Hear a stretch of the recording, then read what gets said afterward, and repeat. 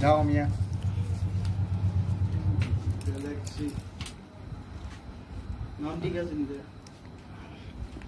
नाम ठीक तक ना तो मत मत ले रैम सेम दे आप दो वाला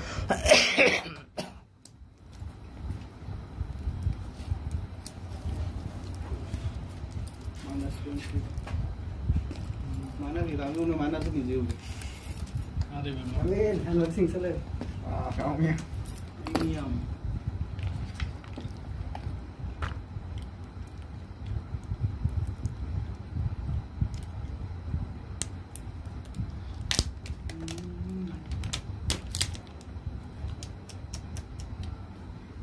पेस है तो